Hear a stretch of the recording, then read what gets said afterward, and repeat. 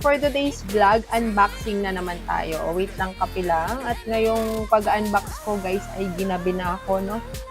Boss Rino, barako muna tayo. Papagising lang guys, no? At medyo mahaba-haba yung inikot namin kanina. Ayun, nag-test drive kami. Hindi ko na-vlog yung pag-release namin ng bagong sasakyan na Toyota Veloz V variant. So, biglaan yung paglalabas namin sa sasakyan, mga ka-feel good. At dahil itong ang si Boss Rino ay nag-ghost hunt na. Kailangan niya yata ng medyo malaki-laking sasakyan, Kasi ayun, ang lakas ng loob maglabas ng sasakyan pero wala namang parking. So, maganda yung review. So, try nating buksan. Laki niya. Pinawisan ako doon. Hindi siya mabigat, pero, ayun, hindi siya mabigat, pero mabigat.